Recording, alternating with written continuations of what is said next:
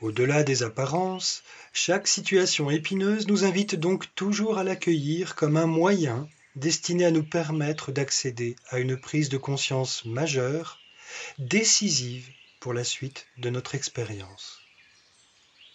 Tout ce qui coince, tout ce qui cloche, tout ce qui prend la tête, tout ce qui indigne, tout ce qui révolte, n'indique en réalité qu'un besoin flagrant et donc pressant de mûrir en conscience, ou de faire mûrir la conscience.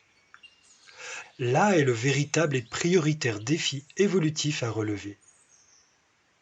Avant donc de chercher à résoudre un problème, avant de se chercher des coupables bien pratiques, envers lesquels exprimer sa colère et contre lesquels se battre, commençons par nous demander ce que nous devons comprendre de ce qui se présente à nous, puisqu'il s'agit là d'un révélateur et d'un levier évolutif. La formulation de cette interrogation est d'autant plus importante à prendre en considération lorsque c'est un collectif qui est concerné. Parce que d'un esprit de coopération à relever ensemble un défi essentiel, on peut vite basculer dans un esprit individualiste de survie, de lutte pour s'en sortir à tout prix, par tous les moyens, même si c'est au mépris de toute éthique, et donc au mépris de son prochain et de toute possibilité d'harmonie. Qui dorénavant n'est pas tenté d'emprunter cette voie-là, celle de la corruption, celle de la division et de la trahison du vivant, pour privilégier coûte que coûte, le plus rapidement et le plus durablement possible, son confort personnel, son idée étriquée d'un bonheur enviable, son fantasme de victoire progressiste sur la vie? Et qui, plus généralement, n'est pas tenté de vendre son âme au diable en croyant devoir accepter des clauses dégradantes pour pouvoir simplement survivre? Le fait est que c'est d'abord à soi-même qu'il revient de poser clairement, en conscience et donc en soi-même, les limites de l'expérience pleinement épanouissante que l'on entend mener. Tout d'abord, en faisant la distinction entre un véritable épanouissement et un certain confort, certes rassurant, mais ô combien fragile et temporaire, et finalement enfermant parce que illusoire. En effet, le confort s'avère toujours être une prison, matérielle, mentale, émotionnelle. Une prison que certains stratèges, installés à dessein à des postes clés, n'hésitent pas à cultiver afin d'en tirer des bénéfices non négligeables. Parce que la quête de confort correspond principalement à une quête de refuge rassurant, il ne faut pas s'étonner que des opportunistes habiles aient tout intérêt à entretenir des climats instables, frustrants et anxiogènes pour que la majorité inconsciente, crédule, frustrée et apeurée, attirée par les solutions miracles qu'on lui fait alors miroiter, vienne docilement leur manger dans la main.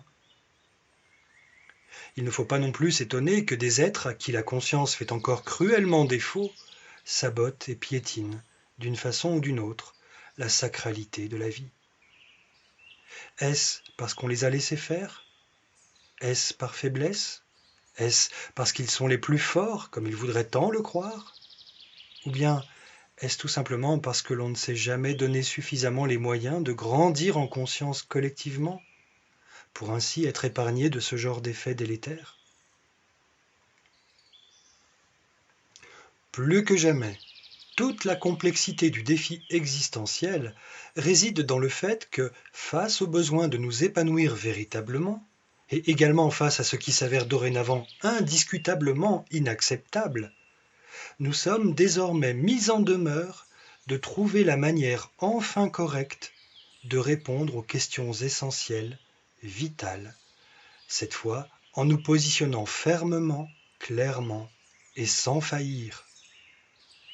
À nous de savoir ce que nous voulons clairement. Et de là, et sans trembler, à nous de ne plus transiger. S'agit-il d'avoir à nous battre pour nous assurer une vie confortable et rassurante? Ou bien s'agit-il désormais de nous autoriser à nous épanouir dans notre absolue légitimité d'être, dans notre absolue légitimité de pouvoir vivre dignement notre expérience terrestre. Le moteur du doute et de la peur, qui engage inlassablement une lutte pour la survie, doit être enfin dissous dans la conscience retrouvée, et ce pour laisser la place à une co-création partagée en conscience, dans un esprit d'unité et dans le partage d'un amour redevenu inconditionnel. C'est là le grand défi humain qui nous est offert et qui nous permettra finalement de parvenir tous ensemble à un réajustement collectif salutaire.